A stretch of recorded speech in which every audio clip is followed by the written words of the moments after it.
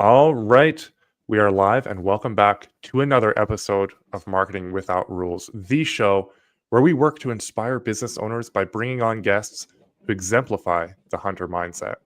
They make moves, they color outside the lines, and they have found creative ways to channel the attention of their community into currency. This show is sponsored by Blue Crocus Solutions, a web design and SEO agency focused on helping home service companies. I am your host, Louis Vandervalk, and today I have the pleasure of a repeat chatting with Barry Hartman. Barry has a lot of accolades, not the least of which is that he is a previous guest of this podcast. He's also responsible for me losing sleep. I've been tossing and turning, figuring out how to get vivid vision painted for my team, how to implement some of the leadership stuff that we chatted about on the previous podcast, and how to make the most of this second episode with him.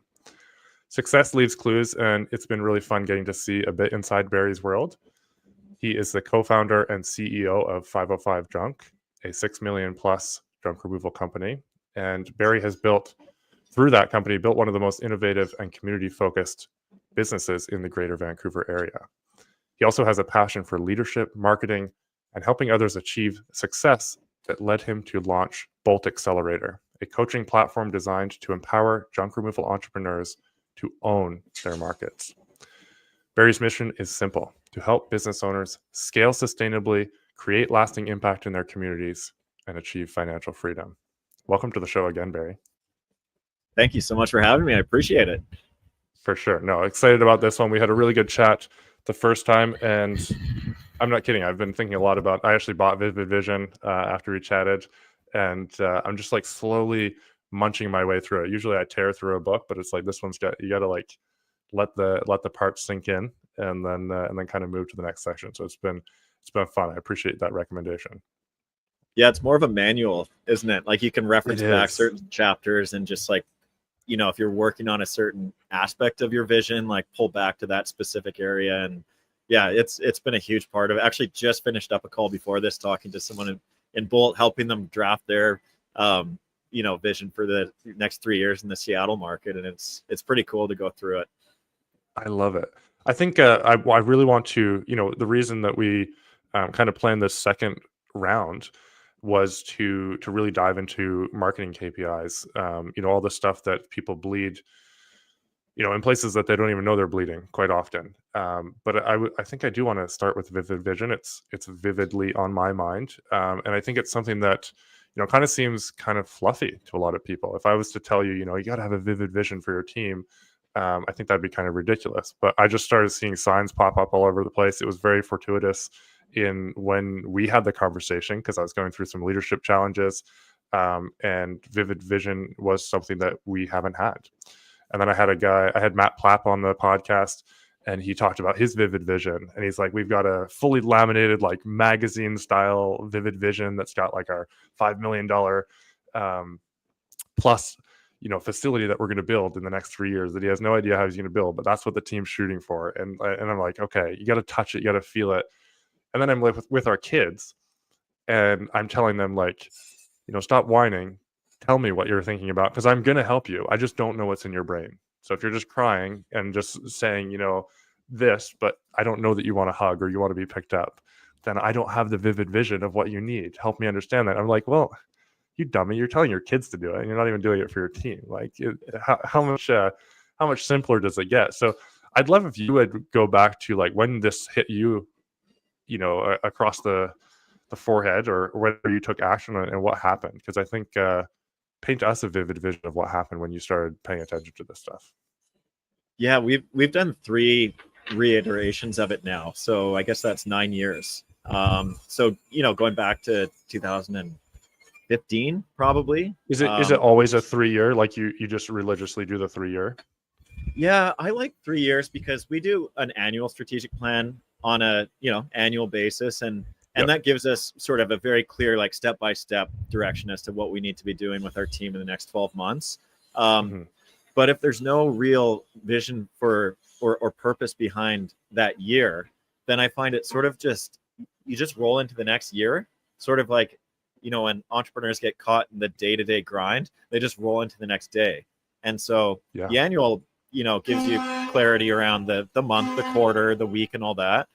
Yeah. but the vision gives you clarity for your years. And we've got basically 3 years to hit the vision. 5 years is a bit of a stretch. And if anyone's writing a really detailed vision for 10 years out, I mean, 5 years Who ago, we even didn't know knows? AI was going to take over. So who knows, right? So yeah, that's why I found 3 years is a bit of a sweet spot. Nice.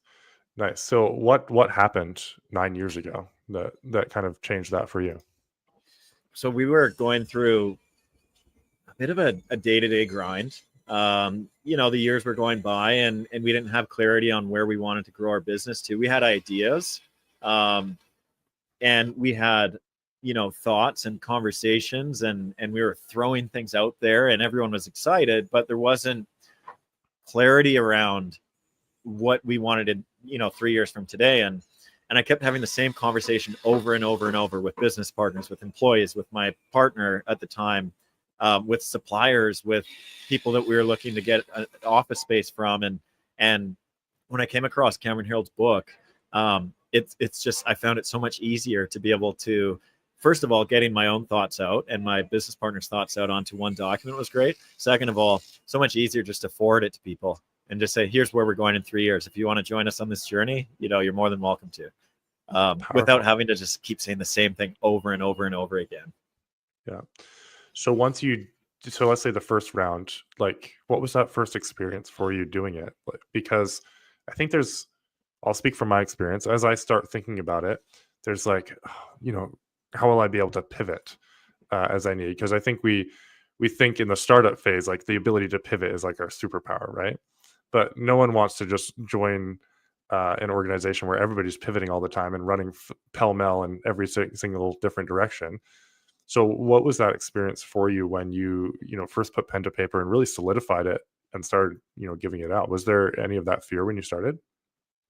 Yeah. So the first time we just booked our office was nothing to be inspired by at the time. It was our first office space outside of my parents' basement. And there's trucks coming in and out and people coming in and out and the phones were ringing. So the first thing we did was like find a place where we could book a full day outside of the day to day. And honestly, it was one of the first days where we actually empowered our team to just take care of the business for the day on itself, knowing that we didn't want any interruptions at all. Not surprisingly, it went perfectly smoothly. People are capable of doing great things outside of the business owners, and it was a great learning lesson in itself. But what we wanted to do was we wanted to really whiteboard all the big picture sort of things that we wanted. So we bucketed it down into specifically for junk removal operations, sales, finance, marketing, our team, and really started listing out 3 years from that day, writing in sort of present form, what do we want this company to look, feel like, act like, and we just put all our sort of had bullet points down on a whiteboard. We then took all that information and just started crafting out more paragraph form, so that it was a bit more, felt more like a 6 to 7 page book more than anything. Yeah. And yeah, that was the sort of first reiteration where we got all of our ideas out onto a whiteboard. We then translated that into an actual Google Doc, and we had something that we can then take and brand and share with our team. And what I found was that while we sometimes missed the boat on our 12-month targets, like a lot of entrepreneurs do, we were pretty darn accurate as far as the vivid vision at the time for where we wanted to grow the company to. Wow. The second reiteration was a really interesting one because apologize if there's any background noise or anything like that. I'm in Burleigh Heads, Australia right now, so we're just sort of making do with remote podcasting. But the second reiteration was a big learning lesson in itself, because we had a vision to franchise our business, and we got real clear on what that would look like. And halfway through, we realized that, well, that was the vision. It wasn't us. And we had to actually pivot after about 1.5 years into it to restructure the vision once again and renew it. So that's the other thing you find as you actually go and execute on your vision, is that sometimes you get wake-up calls, and that isn't the direction that you want to go in. But without actually clarifying the vision, you don't know if your guardrails are in place. It's sort of like bumper cars in a bowling alley. You can bounce back and forth, all day, and you're still going to hit one or two pins. But or not bumper cars, just bumpers in general. But Yeah. without those guardrails in place, you might just be throwing the ball in the gutter every year, ultimately to realize in 3 years that you didn't really get it even remotely close to where you wanted. That's awesome. That's so my mind went to when you said, because I went from there's some fear in creating such a vivid, like, concrete example of where we want to go. You then said, because you were so clear on where you want to go, you went there and you realized you didn't actually want that, which is a gift in itself. And I went back to, I used to do a lot of tinkering. I used to, do stuff, build stuff. I got like probably the craziest project I did was like a custom bookshelf in the shape of the S in the Superman logo. And I knew exactly what it had to look like at the end, but I had no sweet clue how to get there. And I just started and went on the path of that vivid vision, and eventually came up with a shelf. It was strong. You're still using it to this day. But there were lots of like false starts in different ways. But it was still like, if that was my 3-year project, we got there. But if I hadn't known where we were going, it's kind of like if you book a vacation, like, you don't necessarily know all the steps, but you set that end goal, and then you're going to have to pack at some point, and you're going to have to get in the car, and you're going to have to go. You might have to buy a trailer to take all the stuff because you have 50 kids, and it's going to take all of that to take it there. But yeah, that really clicked for me. I appreciate you walking through that, and I love that you had that pivot too, because that gives you the freedom to do that if you need. But you'll never know unless you go there and give yourself that gift of actually sticking to a plan. Yeah, that's exactly it. And just the process of getting your thoughts out, that's the biggest value that I find. And your team's looking for that direction too. And it sort of puts you in a different bucket from most other junk removal companies or companies in general, if you do have that clarity. Because out of the, I don't know how many junk removal companies are in North America and Australia, probably 40,000 plus if you include everybody. Most people aren't doing this. And so when you're going to hire and build your team, that sort of gives you a bit of a competitive advantage in itself, to be able to clearly speak to where the future of the company, where the future of the company is going to be, what it's going to look like. And the more you write, the more you brainstorm, the more you think about it, the more it comes clearly. And then all of a sudden your team members start to see, now I can see where I play a fit in my role in this company, as well as like my growth trajectory for an employee in the company, and where we're going to be 3 years from today. They can almost start filling in the bricks on the wall, as far as like, this is how I can play an impact to help grow this company, rather than just, again, day by day, month by month, which can get exhausting, not knowing where that future is. It works really well for people that want to sign up for just a job for the rest of their life, and they want to live the same year over and over. But for the A players that want to go somewhere, if they don't know where you're going, they're not gonna. Did you see a difference in the quality of the people that you were able to bring onto the team after that? Yeah, particularly with the people that we've got a lot of people in our company that have gone from, say, truck team navigator to driver to team lead to trainer to operations coordinator, operations manager, director of operations. One of them is actually Alex, a partner in the company now. And when they can start carving out the clarity for their path, now the conversations that we have with them sort of on an annual basis around their growth, and more so the planning on an annual basis, the conversations are much more frequent than that. Now it goes from, this is what I want, to this is how I can see myself achieving that. And then we also have real life examples in the company of people following through on the vision, and kind of going from there. And now we actually have some of our team members are developing, I do this as well with my wife, they're developing their own vivid visions for their personal lives. And that's a different set of buckets. Usually it's health, relationships, friendships, adventure, wealth. Those are more of the individual buckets. But in that career section, they're mapping out their future with 505 junk, more so than using more generic terms like, I want to become a marketing manager. They're saying, I want to become 505 junk's marketing manager. And that's pretty cool to be able to actually like follow through on that growth for them as well. That's huge. What's the craziest thing you wrote in your vivid vision over the last 9 years that you were like, man, I have no idea how we're going to do this, but it just happened because everyone was aligned? Honestly, probably doing what we're doing right now. My wife and I are in Australia for 2 months, and when I met her, it was essentially a deal breaker to be able to visit her where she was born and raised in Brisbane, Australia, because her sisters are here, her mom's here, her family's here, her friendships are here. For me to think that it was going to be okay for her to just never visit again, is it just wouldn't have worked. And so we had a conversation very early on in the relationship that if we were going to take this to the next level, we were going to have to figure out a way on how to get down here, not just a week or two a year, but actually spend a meaningful amount of time. And as an entrepreneur, that can frankly be crazy to even think that, not to mention actually go ahead and do it. And so we built that into our, vivid vision for ourselves as a family, and seeing it come to life has been probably one of the most rewarding things, because it knocks off the buckets of adventure. It knocks off the bucket of family, and we've got two families in Vancouver, Canada, and Brisbane, Australia, which are literally a 14-hour flight apart. Wow. Not easy to do, but if you get clear on that, we can figure out how to do it after that. But we needed to figure out that was like a priority very early on. That's huge. One more thing following up from our original podcast.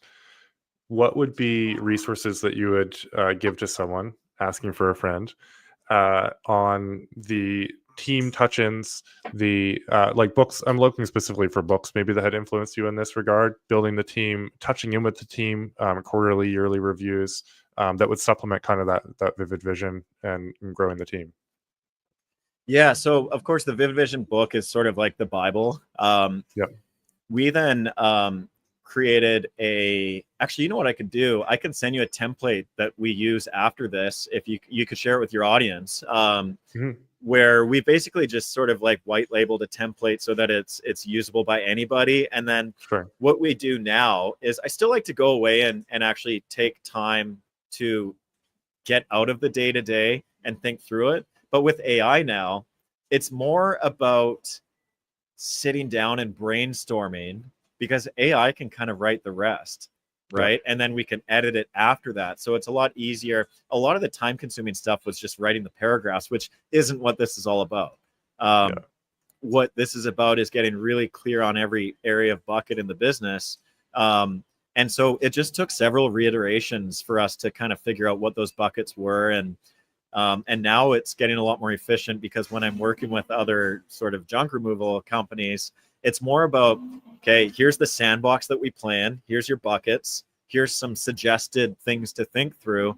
And then they can then kind of list out everything that they want for their business, whether it's there's different things you need to build into your vision. If you're a $1, $2, $3, $4, $5 million company, there's different org structures, there's different roles, there's different facilities, there's a different number of trucks, there's different marketing strategies. And so I always like to start with the number first. What revenue are you going to go after? And then we sort of like reverse engineer it from there. But a combination between Cameron's book plus a little bit of guidance on a template. That's where we can then fill in the notes and then bring it to life with AI after that, which is a nice luxury to be in the last couple of years. It is. Yeah. It takes you're still doing all the work of ideating, and then it's kind of a scribe for you to condense all of those thoughts into something meaningful to share. That's awesome. Yeah.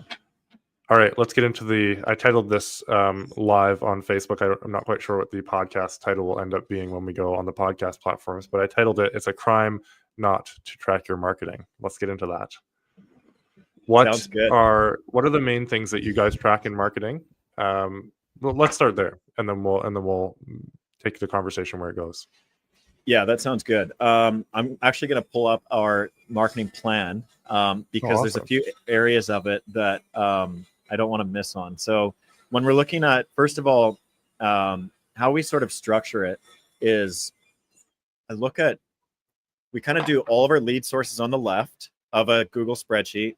And then we do all of the months at the top. And what I like to do actually before we even get into all the marketing from a business standpoint, I like to understand our projected overhead for the year.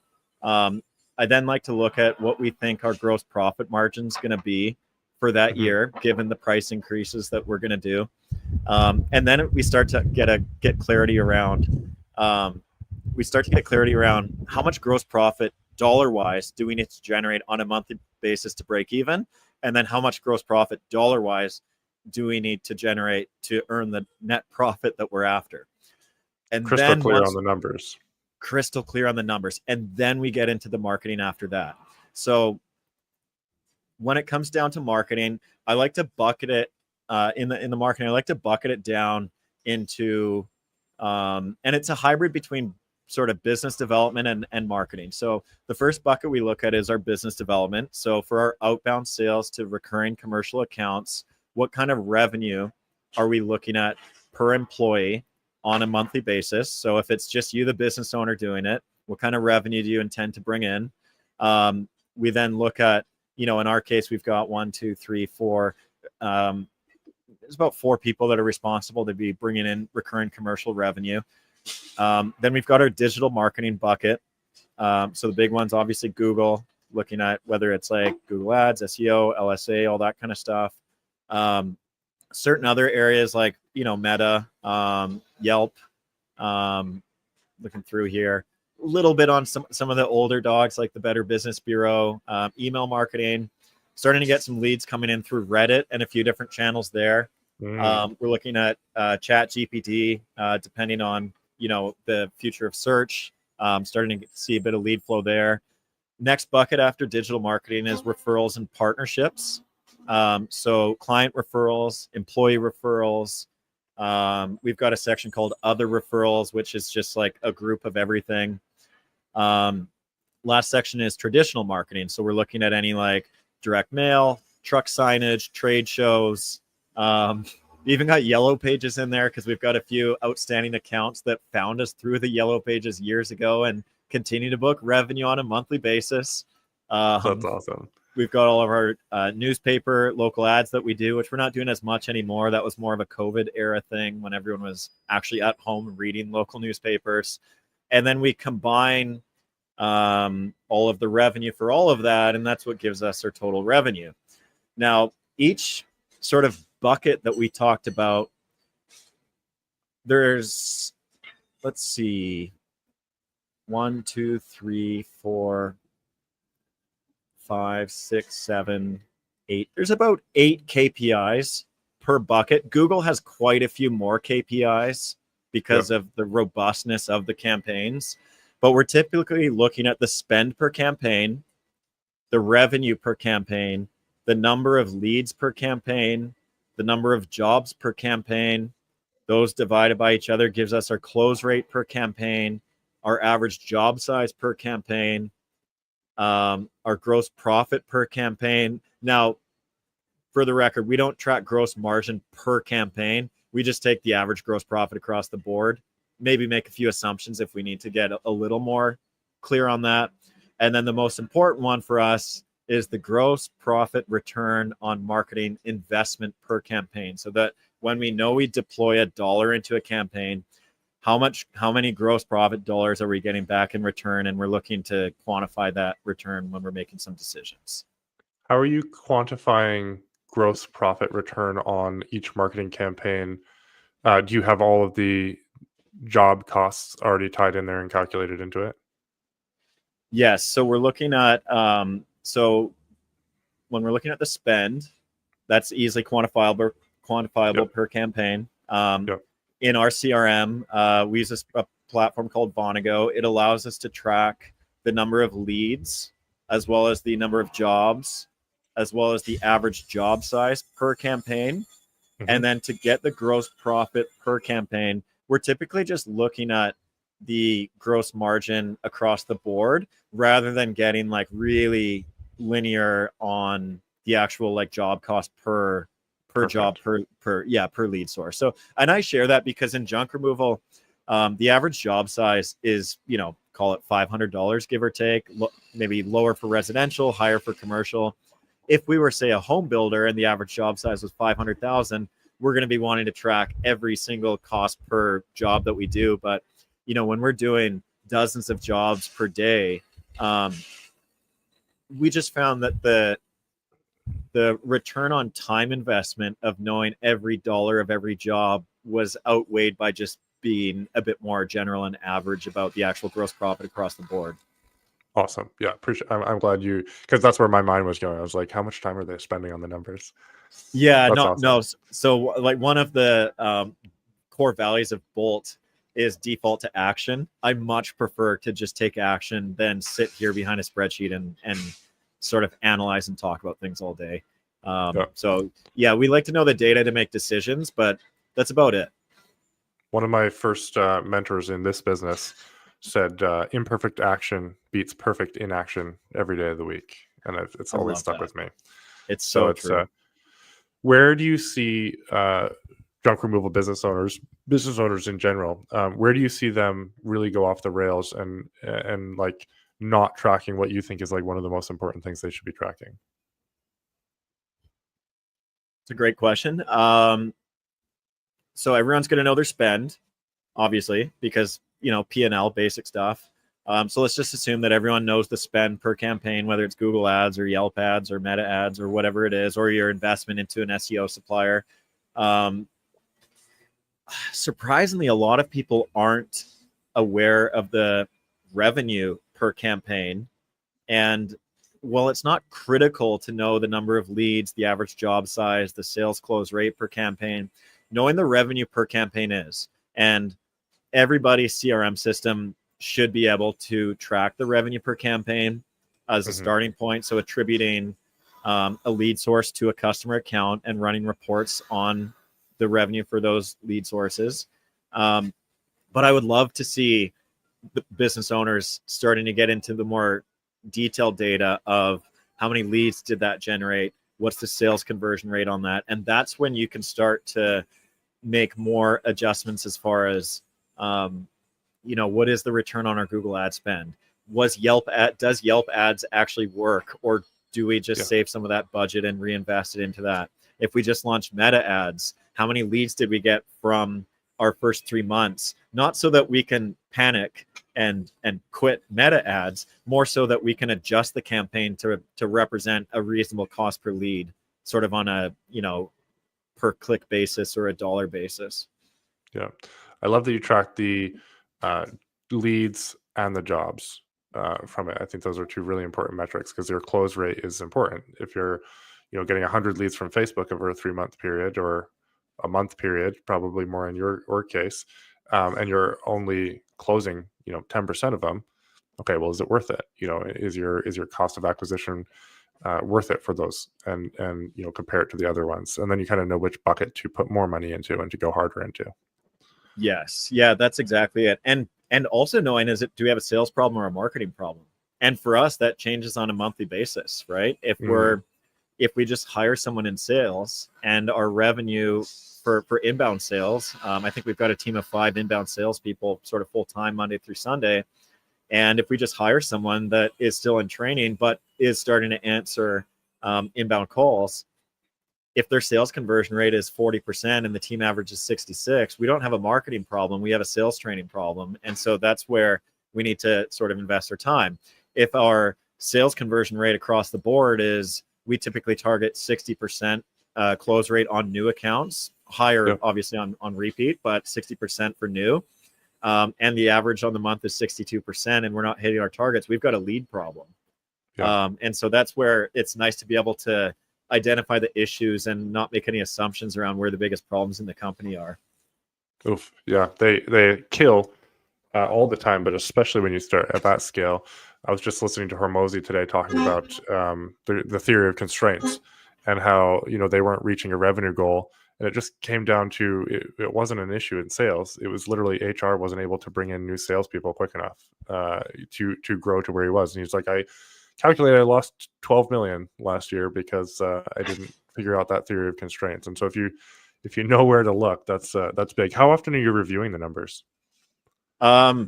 more than the average. So I don't want to throw people off thinking you need to do this, but our director Every of day he marketing wakes up and he's it's scrolling it when he's our director of marketing is monitoring our KPIs on an hourly basis. Just because there's such a high investment, and I think the Google ad spend is upwards of 20,000 right now, and if we're not maximizing the ROI on that campaign, like we know, there's a lot of money to be thrown away. Not so much on Google ads more, SEO less frequently, probably more on a weekly, monthly basis.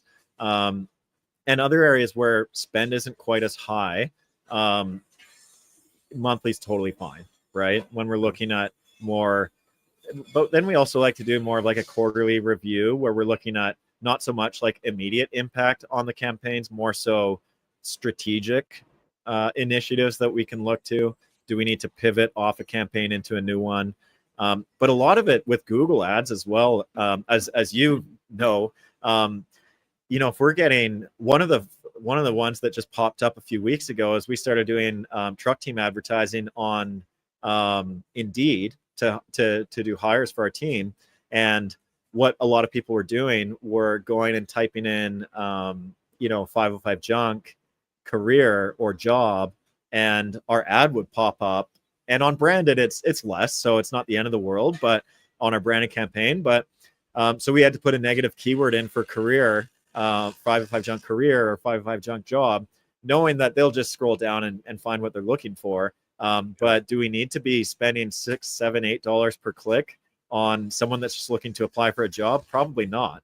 And so it's those like constant, just trying to mitigate as much loss as possible. That's ultimately what we're trying to do. We're just trying to mitigate the loss as much as possible. And the more we do that, it just increases the gains over time.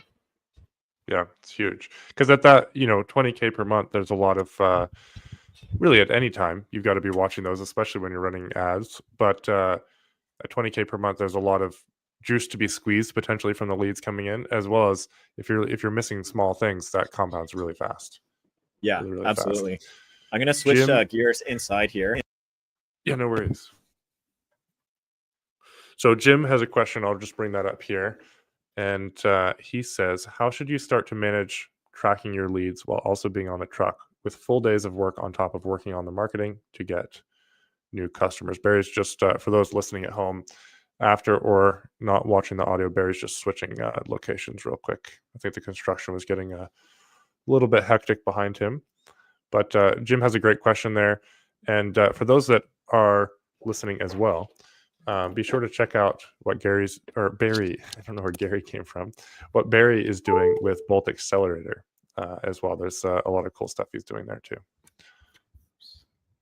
Awesome. I think we have him back here. Okay. Do you have me, Lewis?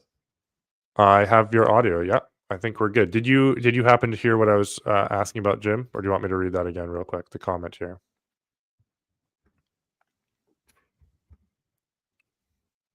You're a little bit laggy, but it's all good. Take your time. There we go. I think we've caught up with video. Maybe. Hang in here, guys. He was just switching back inside from outside. No worries. Drop questions in the comments as well, because we're going to answer those here as we go live too, as soon as Barry's back with us. I cannot hear you, or it's really laggy. Oh, I think I can hear you now.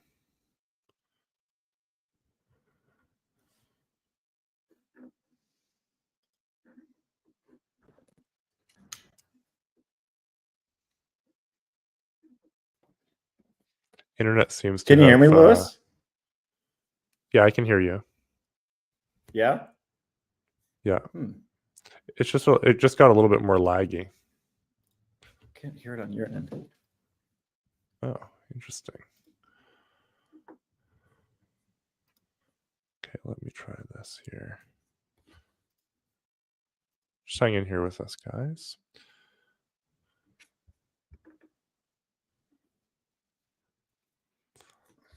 Best way to communicate with Barry here.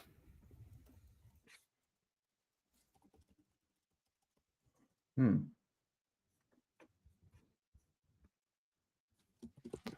But yeah, guys, if you're still tuned in here live, drop a comment, any questions, any thoughts, any concerns, and we'll get them as soon as Barry's back with us.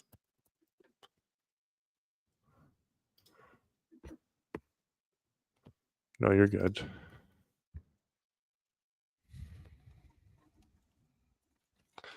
I'm just telling Barry to hop out and come back in.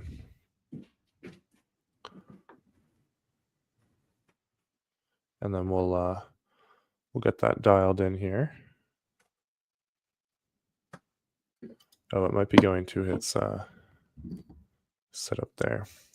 All good. The joys of technology. You know what's cool is he's in Australia right now, and he is just living the life. And we can have a conversation as if we're, sitting across the room from each other, which is just insanely cool here.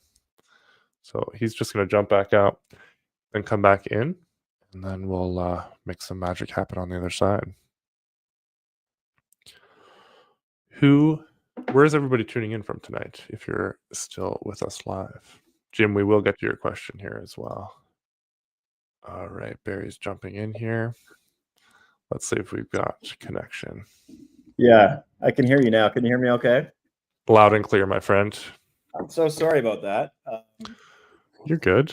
We're gonna jump right back in, but you were feeling much more panicked than anybody else, so take a second to collect yourself, and we can dive in. Yeah. Well, I'm ready to rock. Let's jump right back into it. I love it. Let's. Did you hear me read out Jim's question here? I can read it again. How should you start to manage tracking your leads while also being on the truck with full days of work on top of working on the marketing to get new customers? Yeah, so the key there is to set up the systems so that despite being in the truck, first of all, I say this to everyone, number one thing you want to do as a junk removal owner is get out of the truck as soon as possible. And I know that's easier said than done, but just keep that in the back of your mind as you reinvest any gross profit from your company in the first 6, 12, 18 months. Like putting it back into that first hire will pay serious dividends long-term, even if it is a bit of a personal sacrifice on the financials in the beginning. But regardless, even if you're, taking inbound calls in the truck and open up accounts in your CRM, what you want to do is when you're, assuming you have a CRM to begin with, you can start to credit that lead source in the CRM in the first place. And if you're not within the customer account, so then you at least know where your revenue is coming from and you can start running reports on that. If you're not running your own Google ads, and Lewis, you can speak to this, is whoever, whether you're doing it yourself or having someone else running it for you, they'll be able to report on the actual number of leads that you're getting on a monthly basis. And you can start by just matching that to the actual number of jobs that you've booked in. And you'll start to know approximately what your sales conversion rate and the number of leads and your cost per leads and all that kind of stuff. Yeah. Great answer. That's why we waited around for you to answer it. Awesome. I wonder if we could go back to if you were to start 505 again, what you would do differently. That's I think about this. I actually same podcast from Alex. No, it was a different one. He was talking about a guy who grew a butcher box to 600 million a year. And in the podcast, he was like, one thing his mentor said is like, go back to if you were buying your business today, what would you fix as soon as you walked through the doors? And he's like, I'm always reframing that every time I come into my office. And so I'm kind of giving you that. Like if you were to, well, I guess we could hit what you want to change now. But if you were to start the business again, let's say you were walking in anytime in the first year, what would you do completely differently?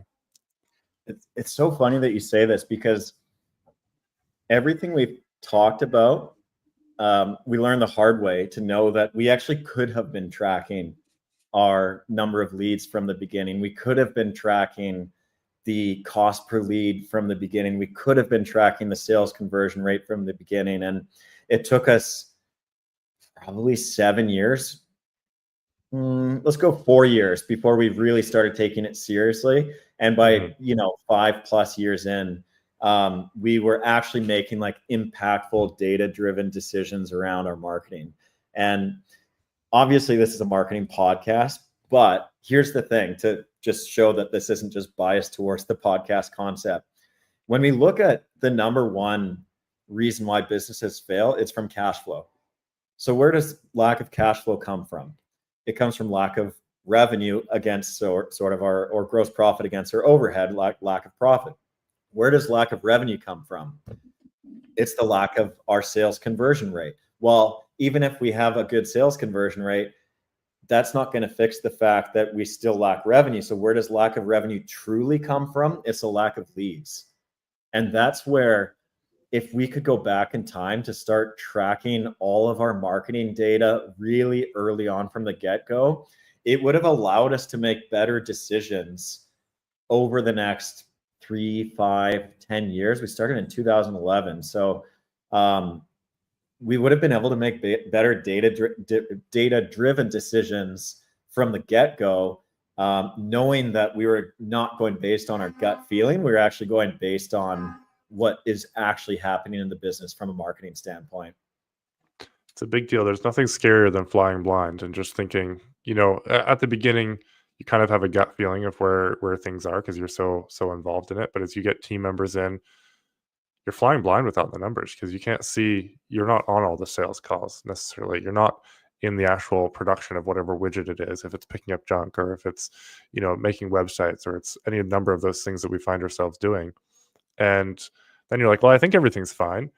And then you're like, oh crap, everything is not fine. And then it's too late at that point because you can't adjust. You're not, as in your case, checking your Google Ads numbers hourly. That's like a really granular look at what's happening. That's huge. What's one of the biggest things that you are jumping in and teaching people in Bolt Accelerator when it comes to tracking, marketing, etc.? I know we talked in the first podcast, guys. If you haven't listened to it, it'll be live, and you can kind of run through some of around the leadership, the business development stuff that we chatted about in the first one. But if we're going to go back to Bolt Accelerator, what are some of the things that you're really, consistently teaching the guys and girls that are in the accelerator? Yeah, and do you mean from like a marketing standpoint? From a marketing, tracking, yeah, specifically. Yeah, I think here's the thing is that as entrepreneurs, like oftentimes I find people love data, they love the spreadsheets, they love knowing the numbers, they love understanding it, or unfortunately, some people just don't want to even get close to it. It's not a topic they get excited about.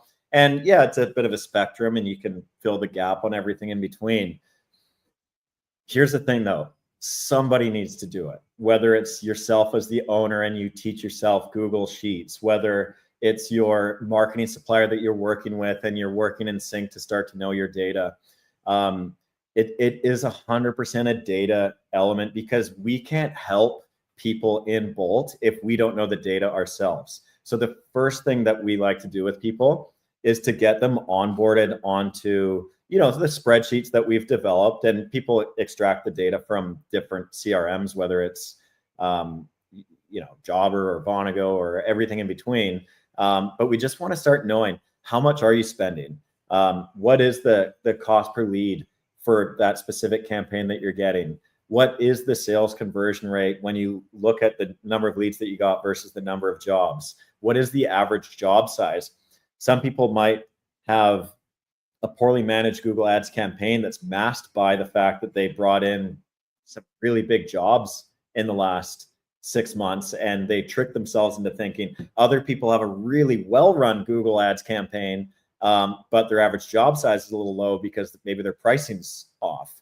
And so knowing all these details allow us to make better decisions, and we help people in Bolt make better decisions. That's one of the biggest sort of value adds that I like to talk about. But I don't like making recommendations to people unless we truly know the numbers. So the first thing we always look at is let's start by like adopting some systems so that we can start tracking the numbers in the business. People aren't paying you to go by gut, right? They're not paying you to just be like, let me pull out my tarot cards and see what's happening. And you get good at doing that over the years. I mean, I'm pretty good at going on my gut in the Vancouver market, but at the end of the day, like it only takes one wrong decision to really move things move things off. Where the gut really is useless is when we're working with someone in Los Angeles or New York City or Sydney, Australia.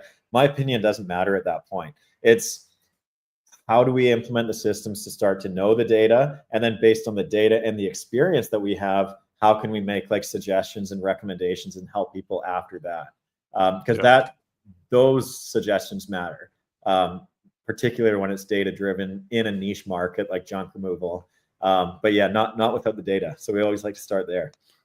Yeah, and your gut. You said you could go by gut still, but that's because you've fine tuned your gut with data over the last few years, and you know roughly what's happening and what's not happening. There's some magic there.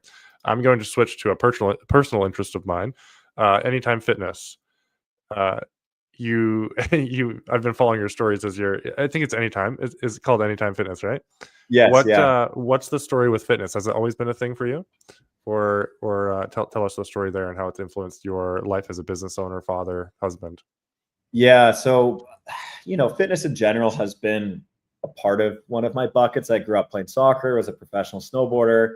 But as I started spending more time behind spreadsheets and less time outdoors, spent kind of a joke for spending more time as an entrepreneur. The reality is most of the time, if you're out of the trucks as a business owner, it's with meeting people either online or in person or spending time behind a laptop. And so what I found is that I wasn't happy with the direction of where my fitness was going.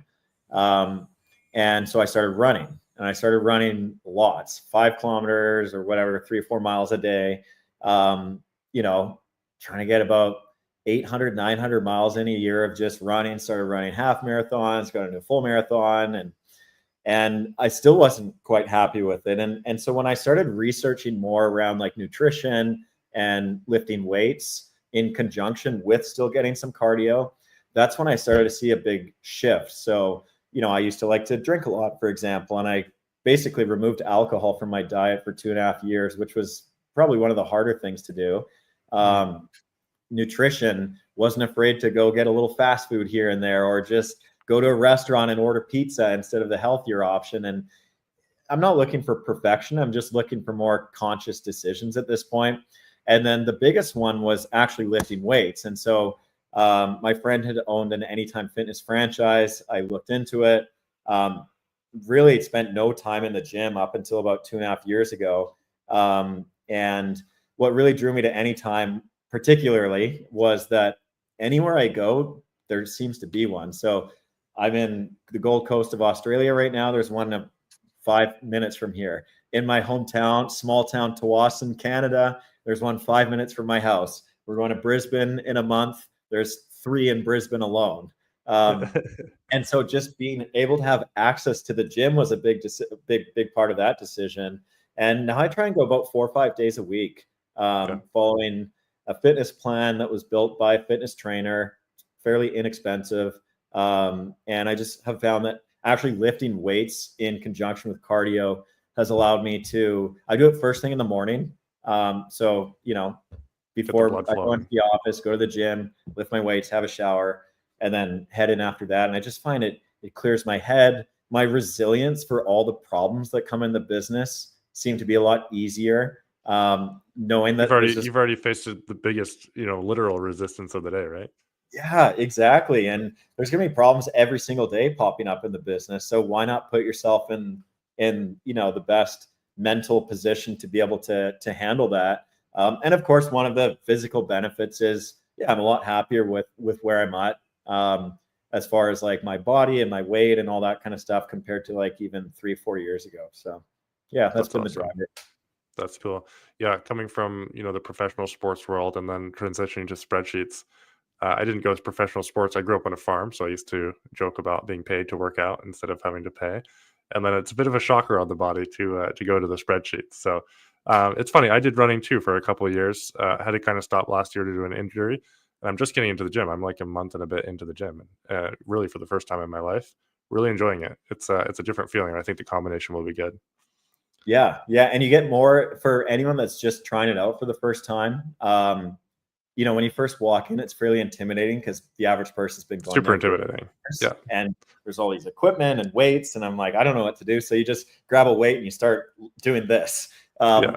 But For me, I just went to the corner and rode because that's what I was familiar with. And then I was like, yeah, this isn't exactly. going to work. I gotta get a trainer. So then I hired someone to build out a plan. And then it's like, now we're actually making progress with all these random things that all the sweaty big dudes carry around the gym all the time. Yeah, exactly. Yeah. I found a trainer is the best way to just like break the ice, and they just basically force you on everything. And you do that for 4 or 5 months, and it's like you've been there your whole life. Yeah, it's huge. What as we wrap up here, we will have links to Bolt Accelerator, but I am curious, again, from a personal perspective, what books are you excited about that you've read recently or are getting into? Yeah. What was I always forget the names. Patrick, David. I just want to pull it up, the exact book. There's a book by Patrick David called Your Next 5 Moves. I'm just wrapping it up right now, and it's about business strategy, but not like next quarter, next year, even like kind of the 3. Yeah, it's more in line with sort of the 3-year visionary type work. But he's always thinking, what is my next like business strategy move that's going to have like the most exponential return on the long run, knowing that we're all competing in our industry against 1-800-GOT-JUNK, college hunks hauling junk, all these big franchise systems. In his case, he was in financial management, and he was going up against the mafia sometimes. And he's like, I'm not, his examples from the book aren't saying adopt what they do, but do know how they think, so that when we're making big strategic decisions, that you have a full understanding as to what you're going up against and how to be honest and true and real with yourself about how to best prepare yourself for success. And he's got a whole bunch of examples in there around what he's personally learned over the years. He also has an incredible podcast that he's been interviewing people for years on, and is sharing like real life examples from people that he's learned from directly. So definitely worth 4 or 5 hours on Audible if you get a chance to pick it up. Definitely agree. It's been a couple of years since I read that one while I was running, listened to it while I was running. So I'll have to pick that one up. Really good. Patrick, PBD, as he's called, the PBD podcast he's got as well. Yeah, super good stuff. Super good stuff. We got to dig back into that for sure. Barry, appreciate your time. Appreciate you handling the interruption there like the professional that you are. Appreciate you coming on twice on the podcast. First episode was a lot around leadership. At least that's what I took away from it. Leadership, team building, business development, stuff like that. This one we hit, a little bit at the beginning there with a vivid vision, but then diving into tracking your marketing. Guys, if you take anything away, you got to be tracking where your marketing is coming from, what's happening, what the cost was, put that in your CRM. But like I always say at the end of these episodes, pick something and go do it. Go be a hunter. Don't just be someone sitting back and hoping that the Facebook and Google gods bring you leads, because you might not be converting them, or your team might not be converting them the way that they need to be. Barry, again, thank you so much for coming on. Awesome to chat with you again, even though you're living not even in the same day that we are now. It's cool that we can come together and make this happen. He's living in the beginning of Tuesday, and we're finishing up Monday here because he's in Australia. But we'll drop Barry's stuff in the comments there. Barry, anything you want to leave the listeners with before we sign off?